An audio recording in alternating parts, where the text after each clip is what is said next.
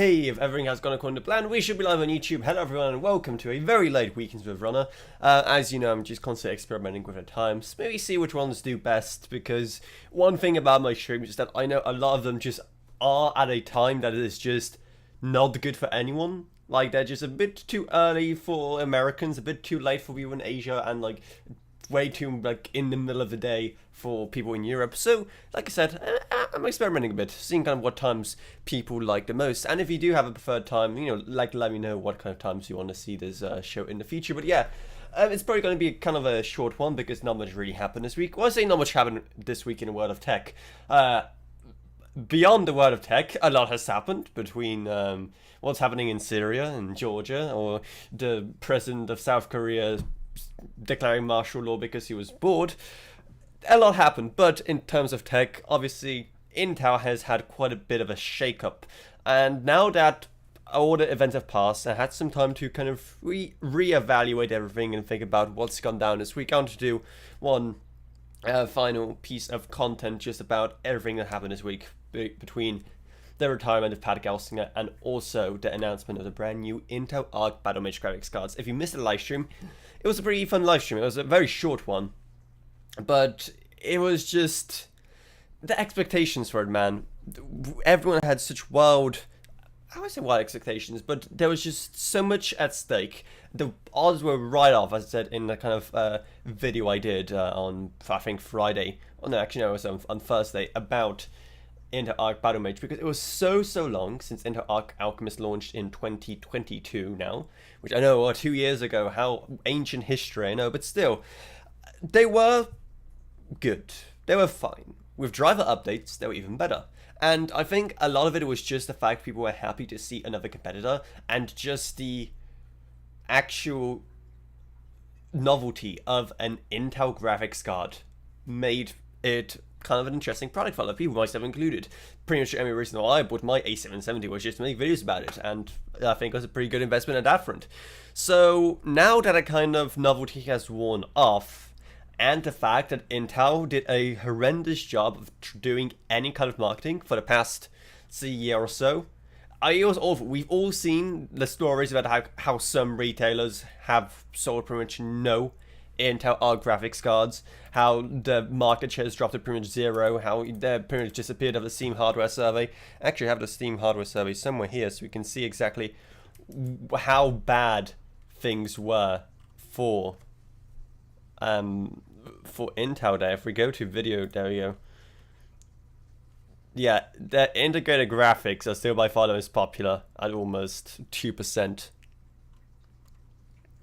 If I look at this, I haven't realized how badly AMD is doing right now. You have to go all the way down to just 0.8% for the first non-integrated thing here.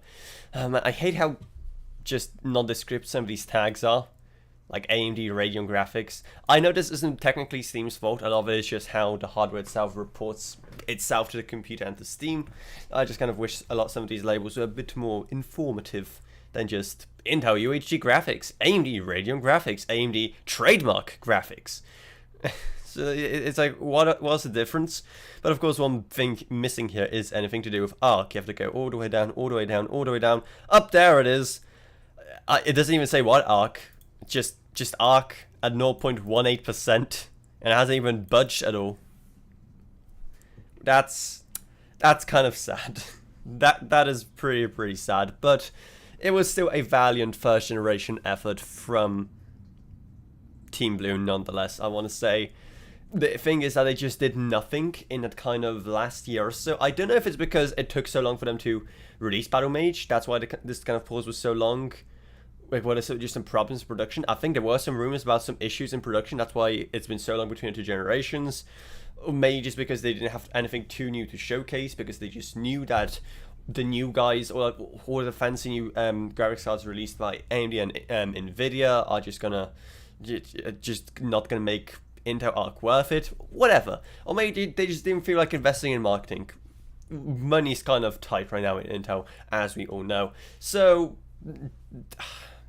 yeah, kind of sad, but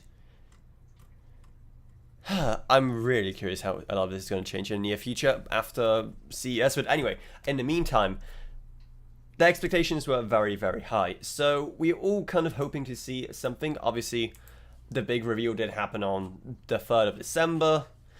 They are looking pretty cool. There is a lot of stuff I like about them already, including the fact how they made it very clear that the 3 main goals are ray tracing and 1440p gameplay.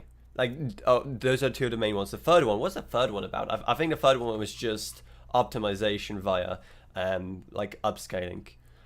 But I do like how they are saying, I like how they are saying that 1440p is the future, because it is. I do hope that a kind of marketing can influence and be able to finally move on to 1440p. Hopefully, I said a lot, but I'm really hoping we get past the kind of 1080p. I do feel like 1080p at this point is holding back the industry quite a bit because of how much people still market towards 1080p instead of higher resolutions. But that's a conversation for another day. But I do generally have high hopes for it. One thing that annoys me, and AMD's doing it as well, is that they're not starting out with the flagships. I mean, AMD said they aren't even making flagships for the next generation to battle Nvidia. And with Intel, they're going for, you know, this 4060-esque equivalent first, which is just not... It's great to showcase and to gain a market share in a budget. And the one thing that Intel has been trying to, you know, go after time and time again is they are the good value proposition. They are the budget option. But at the same time, if you want to make people care, value proposition and how good of a budget card something isn't as good of a marketing strategy as just that sheer performance. Performance is what sells at the end of the day, not performance per watt, not performance per dollar spent. It's just pure performance. It's being at the top of those comparison graphs on all the various websites that benchmark and review this stuff. That is what sells. And them starting off with a 4060 just isn't going to make waves. I know a large part of it is maybe just the brand new architecture. XE2 is just not ready to compete on a higher end at all. Maybe something like a B780, a B770 is the best they can get out of this thing. But then why not start with that? Why not give us something else to care about, really? That is what's annoying me about all of this. That's the thing that's annoying me about the way that they are handling it. But I'm still excited. They are announcing them on a very kind of tight schedule. Unfortunately, we probably won't be getting them in like to review anything anytime soon. Oop. Go back to that. There we go. But yeah. But that's just part of what's been happening to Intel. The other part is, of course, the fact that Pat Gelsinger all of a sudden left a day before that presentation. Now, I know that I keep on talking about it, and I know it probably doesn't matter a lot, because Intel Arc is just a tiny fraction of what Intel does. The main business is, as with most of these kind of companies, enterprise. It's this kind of high profit margin products for the kind of businesses that buy, you know, dozens and dozens of chips at once for the data centers and whatnot. So, obviously, him leaving right before the Battlemage announcement probably wouldn't have too much of an impact on it. Probably doesn't impact too much the graphics card business, which again isn't a big earner for them right now. They're trying to make their way into that business, but it's not a big earner. And I'm gonna say I'm gonna miss that. But he was my favorite as a person, my favorite of the 3 kind of big CEOs right now, in terms of just the way he handles himself and how he is genuinely passionate about the product. People were excited when Intel was, you know, really suffering a couple of years back, and when Intel announced that Pat Gelsinger, an engineer, will be taking up the mantle. People were excited, and now that kind of same cycle is beginning yet again, and, you know, people are kind of wondering, you know, the stock keeps falling down and down and again. Maybe is it going to be a bit savvier to have a businessman in charge again, someone who's a businessman first rather than a engineer. But I don't think Pat was given enough time. It was like, what? Let's just say 3 years already. Feels like only like a year. But yeah, he oversaw a lot of projects. Issue with the semiconductor industry as a whole is things take so long to materialize.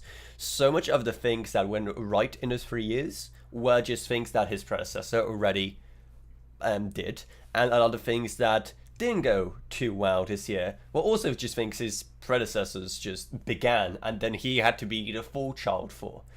Basically, the story of every conservative prime minister in this country for the past couple of years. If you don't live in the UK, that probably makes no sense. But hey, welcome people joining in chat. Welcome. So it is going to be interesting because all of a sudden, the things that we don't even know about, the prototypes that are sealed away somewhere in the lab, the really awesome next generation products we have no idea even exist yet, that Pat begun, and his successor is going to take credit for it. Well, he doesn't even have a successor yet. There's currently 2 interim CEOs, sharing the duties for now until they decide who they want to go with next to try and get him out of this steep decline they're in. It is going to be difficult. AMD has been gaining so much ground in the CPU space. Zen is just everywhere. I think for the first time ever this year, correct me if I'm wrong, I read that AMD outsold Intel when it comes to enterprise data center CPUs. That is huge. That was always one of the big things for Intel. Brand new CPUs, they're fine. They have their issues, but they're fine. Man, I feel sorry for him. And it is going to be interesting with CES so soon, seeing how we have no idea who will be presenting the keynote. And again, I love the way that Pat was presenting when I saw him at Computex. Again, compared to how Lisa was there when I was in that hall listening to her, or when Jensen was presenting at Computex, Pat definitely felt like the most normal human. Even Lisa, he was, once regarded as this very, I wouldn't say humble, but it's kind of different style of CEO. Even she has changed and become a lot more corporate, I feel like, in the last couple of years. Even Jensen feels more laid back than Lisa now. And Pat was the most laid back and the most actually enthusiastic about tech that he was showcasing out of all of them. So it is going to be interesting who we're going to see at CES this year, or not this year, next year. And yes, I will be going to CES. It is going to be first time there. So it's going to be exciting. It's going to be interesting, to say the least. And I really don't know what else to say here. Those are kind of some of my other thoughts I didn't either put in my initial live stream from the Intel Arc Battlemage live stream, like the review event, or then the kind of video on Thursday. And that's about it. Like I said, very, very short show because, again, not much happened. At least, again, in the world of tech. In the world of geopolitics, oh boy, did a lot happen there in this past week, but not in the world of tech. Things will only really start getting exciting in January. Right now is the kind of quiet time. Everyone's, wallets are drained by Black Friday and Cyber Monday. All the companies, some are releasing products for Christmas, but all of the big, new, innovative, exciting stuff, that's being kept to be revealed at CES. And I've already had a couple of pre-briefings of some companies discussing, what they're going to show off. Obviously, all very embargoed right now.